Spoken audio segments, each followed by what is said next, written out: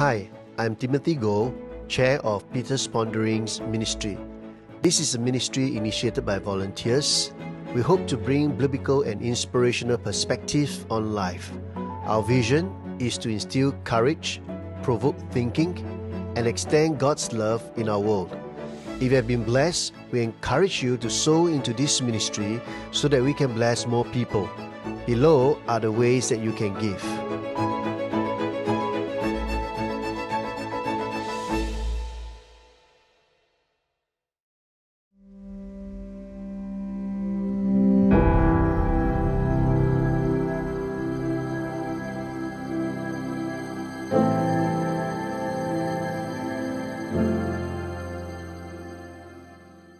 It is the cause of least resistance. When people or organizations grow older, they snuggle into their comfort zone and spontaneously slide into a maintenance mode. They recount past battles and live in bygone victories, oblivious to current realities. They speak longingly of those early years, the good old times, resting on laurels. Most who have achieved in the past stop growing, learning, or being effective in the present. This is the most natural and compelling temptation we all face. This eventuality is observed in nature in the second law of thermodynamics. The entropy of the universe tends to the maximum. That means that the quality of matter or energy deteriorates gradually over time, resulting in randomness, chaos, and disorganization. This applies to much of life. Every activity or organization has a life cycle. Over time, the best human enterprises deteriorate, the noblest intentions get infected, and the most vibrant movements get institutionalized. It's imperceptible, but inescapable. My teacher, the late Dr. Paul Hebert, an anthropologist par excellence, observed that over the generations, an institution normally grows and matures, and with maturation come the problems of middle age, loss of vision, and the hardening of the categories. He outlines the gradual shift from the high cost of starting a new movement and camaraderie among members to a maintenance mode in an increasingly impersonal environment. Informal relationships give way to formally defined roles. Operating procedures are now put in place, and intimacy is now replaced by official lines of accountability. The pace of the slide may be glacial, but predictable.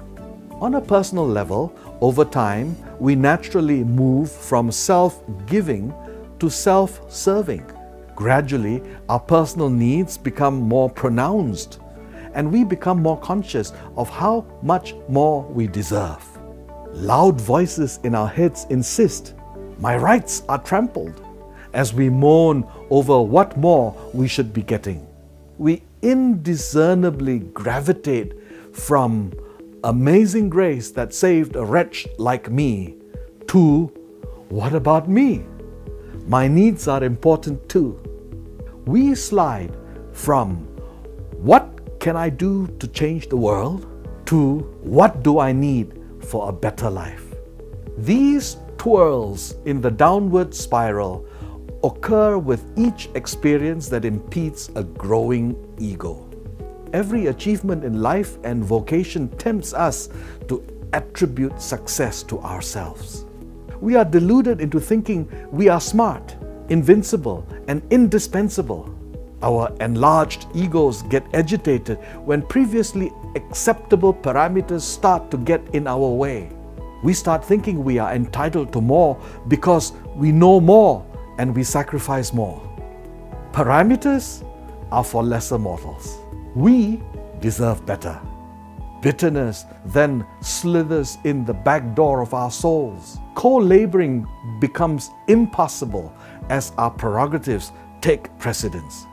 Small wonder we are warned, watch out that no bitterness takes root among you. It causes deep trouble, hurting many in their spiritual lives. Rick Warren, the founding pastor of Saddleback Church in California, counsels, bitterness never changes anything, but gratitude does. It's the antidote to bitterness.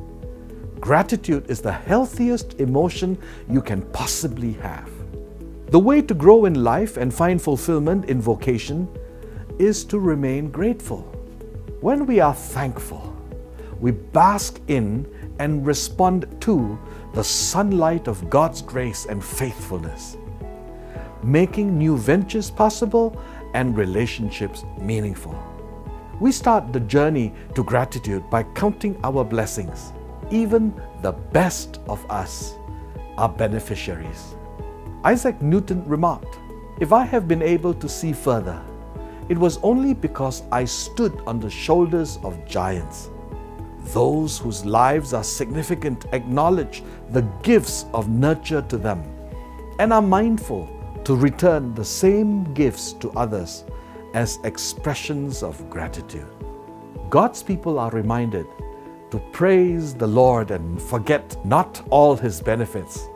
We are to remember that once you were not a people, but now you are the people of God.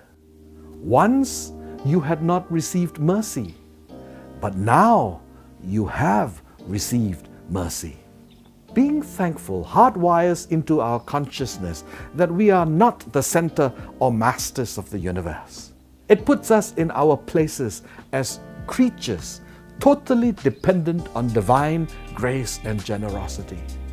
Only such a disposition can make personal growth possible and community meaningful. To prevent institutional entropy, Hebert asserts this can be done by rituals of renewal in which members of the organization together seek God's guidance. Festivals, religious fairs, and revival meetings have played powerful roles in reviving and reshaping churches around the world. Seeds of life are always present in maturing organizations. Frequently, its advocates are on the margins of the institution. Either they are young or they did not go through the same qualifying hurdles.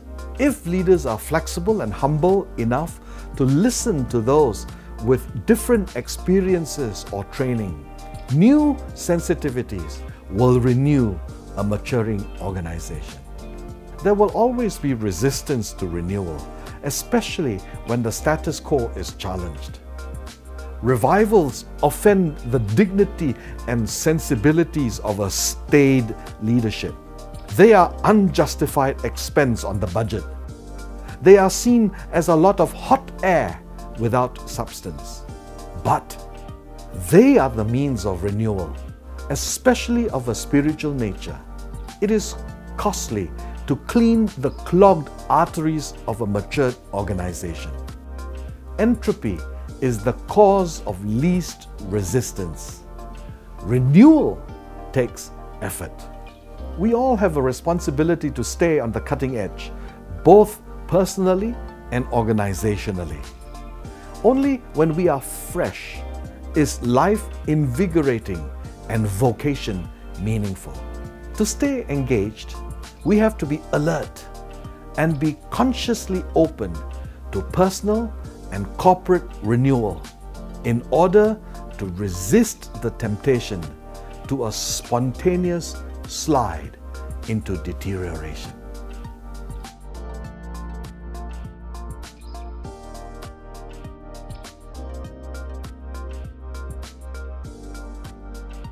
Thank you for watching this short video. We hope you have been blessed.